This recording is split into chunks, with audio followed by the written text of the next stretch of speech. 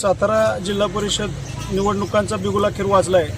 महाराष्ट्राच्या जिल्हा परिषद निवडणुका म्हणजे मिनी मंत्रालय समजलं जातं आणि या मिनी मंत्रालयाच्या निवडणुका आता 5 फेब्रुवारीला घोषित झालेल्या आहेत आणि त्या होणार आहेत. या दरम्यान आपण आता वाठा स्टेशन जिल्हा परिषद गटातील देऊर या महत्त्वाच्या राजकीयदृष्ट्या जे गाव आहे राजकीयदृष्ट्या त्या गावात आपण आता आहोत आणि या ठिकाणी या जिल्हा परिषद गटात 8 वर्षानंतर निवडणुका होत आहेत. आपण ग्रामस्थांशी जरा हितगुज करूया, त्यांना येणाऱ्या निवडणुकीमध्ये काय वाटेल, तो आपला उमेदवार कसा असावा याबाबत आता ते आपल्याशी बोलतील. आपण ग्रामपंचायतचे माजी सदस्य प्रदीप कदम साहेब आहेत, त्यांच्या भूमिका याविषयी काय आहे त्यांना विचारूया.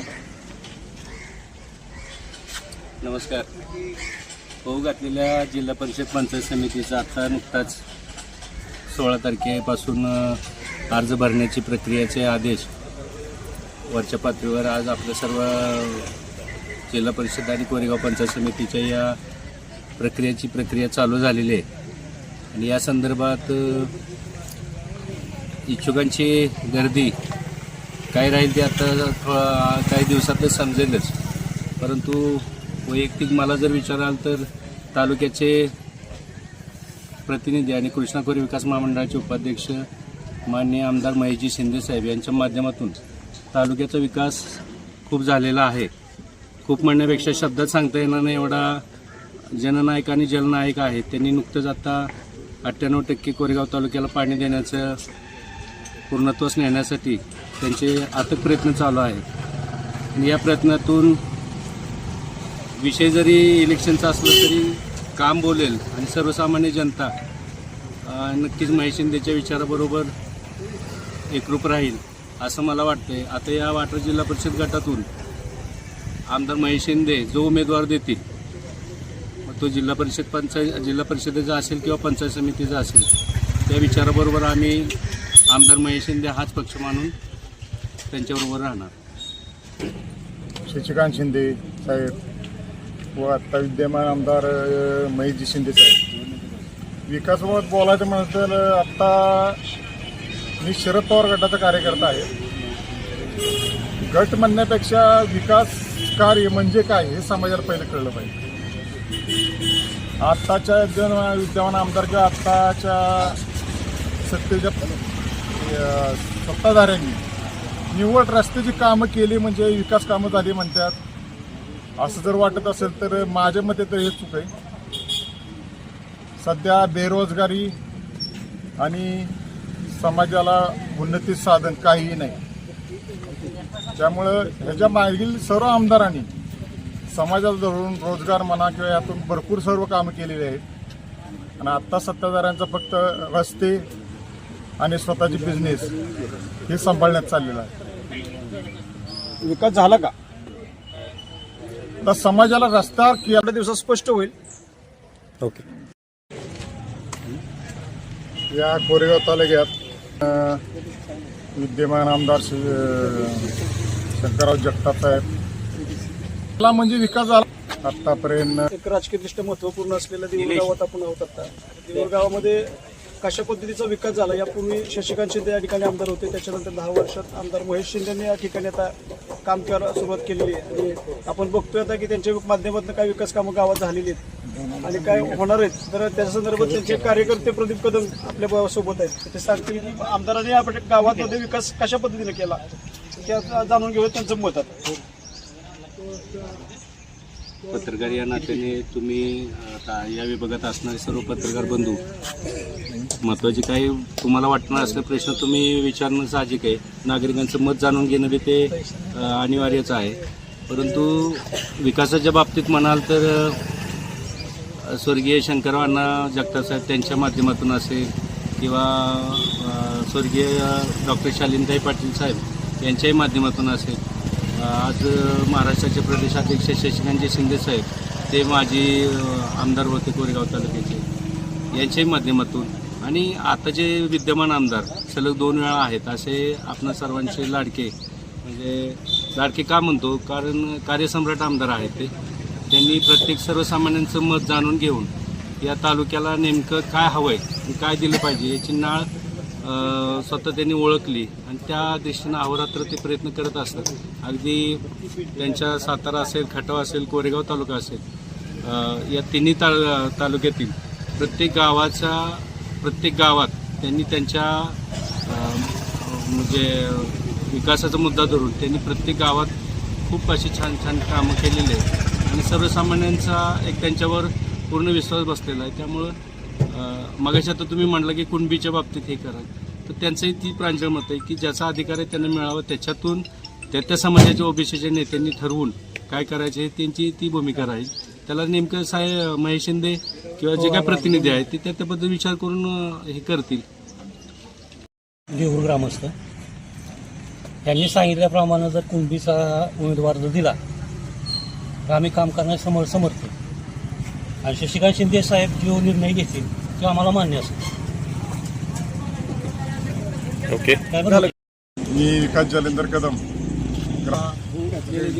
घातलेल्या जेडपी इलेक्शनबाबत, पंचायत समितीबाबत ओबीसी आरक्षण जेडपीला असून त्यात ओपनची सीट कुणबी दाखला घेऊन उभी राहत आहे किंवा उभी राहण्याची शक्यता आहे. परंतु याबाबत संभ्रम समाजाचा निर्माण झालेला आहे किंवा ओबीसी म्हणतात की ओबीसीची आरक्षण तुम्ही कसं ओपनमध्ये घेऊ शकता. परंतु सरळ मत आहे की बाबा ज्यावेळेस शासनानं ओबीसी आरक्षण दिलेलं आहे तिथे केवळ उभं राहण्याचा म्हणजे मानस नाहीये, परंतु ओबीसी आरक्षण मिळालेलं असताना, कुणबी दाखला मिळालेला असताना उभं राहण्यास कुणाचेच दुमत यावं असं मला वाटत नाही. आणि यात सर्व सामाजिक समाजानं सुद्धा याचा विचार करावा. यातून तात्पर्य काय की कुठलाही कार्यकर्ता असतो तो समाजाचा सेवक असतो आणि प्रत्येक पक्ष सुद्धा हा विचार करतो की जेणेकरून आपला उमेदवार आला तर समाजाची सेवा करावी, या उद्देशातून सुद्धा उमेदवार निवडला जातो. आणि तसं जर उमेदवार असेल तर कुणाला काही अडचणी येण्याची किंवा कुणाचा ओबीसी समाजाला म्हणा किंवा कुठल्या समाजाला म्हणा आपल्या अधिकारावर गदा आली असे समजू नये, हे माझं सरळ प्रांजळ मत आहे. वाठार स्टेशन जिल्हा परिषद गट आणि पिंपोडे जिल्हा परिषद गट हे दोन गट जर विचार केला तर ते दोन तालुक्याला वेगवेगळ्या पद्धतीने जोडले गेलेत. तर वाठार स्टेशन आणि पिंपोडे बुद्रुक हे दोन्ही गट फलटण विधानसभा मतदारसंघ आणि माढा लोकसभा मतदारसंघात आहेत. त्यामुळे त्या परिस्थितीत तिकडची जी मंडळी, राजकीय मंडळी, त्यांच्याही भूमिका महत्त्वाच्या ठरतात. कदाचित रणजितदादा हे भाजपचे खासदार आहेत, माजी खासदार आहेत, आणि महेश शिंदे हे आपले शिवसेनेचे एकनाथ शिंदेचे आमदार आहेत. या दोघांची युती झाली तर जिल्हा परिषदेची उमेदवारी हे रणजितदादा ठरवतील अशी भूमिका आहे. त्यानंतर गणाच्या उमेदवारी ह्या महेश शिंदेंच्याकडे दिल्या जातील अशी परिस्थिती. जर कुणबीचा विषय आलाच तर वाघोली गटातून पण एक कुणबी उमेदवार या ठिकाणी देण्याची शक्यता आहे. मग जर प्रदीप कदम साहेबांची जी भूमिका आहे कुणबीच्या बाबत आम्ही साहेब निर्णय घेतील. माझं असं मत आहे की जर रणजितदादांनी उद्या कुणबीचा उमेदवार त्यांच्या याच्यामध्ये जर जाहीर केला तर तुमची भूमिका कुणबी उमेदवाराबद्दल काय राहणार आघाडी म्हणून? मी मागाशी तुम्हाला सांगितलं ना की मागे 2 वेळा आमदार साहेबांच्या आदेशानुसार आम्ही ओबीसीचं आरक्षणाबाबत किंवा ह्या कुणबीच्या याच्या संदर्भात त्या प्रतिनिधींशी एकत्र येऊन पत्रकार परिषद घेतली आणि कुणबीच्या बाबतीत पुढून जर कोणी कुणबीचा दाखला घेऊन जर उमेदवार उभा राहत असेल तर ह्या लोकांचं, या ओबीसी समाजाचं मत जाणून घेऊन पत्रकार परिषदेच्या माध्यमातून त्यांनी त्यांचं मत व्यक्त केलं. त्यावेळेस त्यांनी सांगितलं की बाबा आमचं आहे, आम्हाला ह्या विषयाशी आमदार महेश शिंदे गट एकनिष्ठ आहे, त्यात दुमत नाही. मात्र वरच्या लेवलला काय होईल हे प्रतिनिधी ठरवतील. आणि त्याच्यानंतर जर समजा या मी मगाशी सांगितलं ना, या विभागातील वाठार जिल्हा परिषद विभागातील ओबीसीचे जे काही नेते मंडळी यांनी जर पत्रकार परिषद घेऊन जर समोरून कुणबीचा उमेदवार उपलब्ध झाला किंवा हो घातला तर त्या संदर्भात त्यांनी भूमिका स्पष्ट करावी. त्या अनुषंगाने मग आमदार महेश शिंदे विचार करतील. निवडणुकीचा आचारसंहितेचा कार्यक्रम सुरू झालेला असून आता हे जिल्हा परिषद आणि पंचायत समितीला महायुती आणि महाविकास आघाडी अशा पॅनल म्हणजे तयार होतील आणि त्यामार्फत म्हणजे आमच्या वाठार स्टेशन गटातून एका चांगल्या उमेदवाराची निवड होईल. त्या उमेदवाराचं आम्ही काम करणार आहोत. देऊर, तुम्ही जो आता प्रश्न विचारला कुणबी संदर्भात जो उमेदवार जर दिला तर तुम्ही कोणाचं काम करणार. आता कुणबी दिलेला उमेदवार हा शासनानं मान्य केलेला हा प्रवर्गातला व्यक्ती, तर त्याला विरोध करण्याचा माझ्या मते तर मला असं वाटत नाही की त्याला विरोध झाला नाही पाहिजे. आता मला एक नागरिक म्हणून मला वाटतं, कारण तो शासनानं केलेल्या नियमानुसार शासनानं काढलेल्या परिपत्रकानुसार तो कुणबी प्रवर्गात मोडतो. त्यामुळे मूळचा असणारा प्रवर्गातला उमेदवार असू द्या किंवा कुणबीला दिलेला असू द्या, तो एकाच कॅटेगरीतला धरून दोन्ही सगळ्यांना समान हे करून त्या उमेदवाराचं काम करायला मला काय हरकत नसावी नागरिकांची, असा एक मला परिषद वाठार जिल्हा परिषद गटाच्या आणि संपूर्ण जिल्ह्यात त्या ठिकाणी जिल्हा परिषदेच्या निवडणुका लागलेल्या आहेत.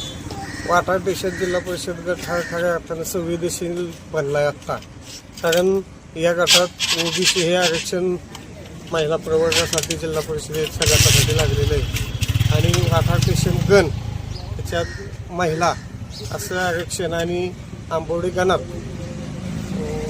ओबीसी पुरुष असं हे आरक्षण लागलेलं आहे आणि जिल्हा परिषदेचं अध्यक्षपद हे ओबीसीसाठी राखीव झालेलं आहे. त्यामुळे या गटाकडे सर्वांचं लक्ष लागलेलं आहे. आता सर्वसामान्य कार्यकर्त्याच्या मनात असं शासनकत आहे की आमचे नेते रामराजे नितीन पाटील आहेत आणि जे त्यांचं अजून या ठिकाणी एकत्र येऊन लढायचं किंवा स्वतंत्र लढायचं हा निर्णय अजून झालेला नाही. आणि त्या पद्धतीत जे रामराजे साहेब आणि नितीन पाटील काका जिल्हा मध्यवर्ती बँकेचे चेअरमन हा जो काय कार्यकर्त्याला माझ्यासारख्या कार्यकर्त्याला आदेश देतील त्यांच्या आदेशाप्रमाणे मी त्याचा कार्यकर्ता म्हणून या ठिकाणी काम करणार. एवढंच या निमित्तानं करा. सध्याची गावामध्ये आपण आता ग्रामस्थांची मतं जाणून घेतली. वाठार स्टेशन जिल्हा परिषद गट हा जागृत मतदारसंघ आहे की ज्यामध्ये ओबीसी आरक्षण आहे आणि याच्या भूमिका घेण्याचा अधिकार मात्र 4 आमदारांना आहेत, ज्याच्यामध्ये सचिन पाटील फलटणचे आमदार राहतील, त्याच्यानंतर आपले रामराजे नाईक निंबाळकर असतील, कोरेगाव तालुक्यातले आमदार महेश शिंदे असतील, कोरेगाव तालुक्याचे आपले प्रदेशाध्यक्ष राष्ट्रवादीचे शशिकांत शिंदे असतील, खासदार नितीन काका पाटील असतील. हे 4-5 प्रतिनिधी या ठिकाणची दिशा स्पष्ट करतील. आघाड्या कुणाच्या कुणासोबत होतील हे 2 दिवसात स्पष्ट जाहीर होईलच. मात्र या ठिकाणी कुणबी हा एकच मुद्दा राजकीय मुद्दा होऊ शकणार आहे की ज्याच्यामध्ये मात्र कुणबीला विरोध राहणार का Kunbi. Subscribe now and press the bell icon. Never miss an update.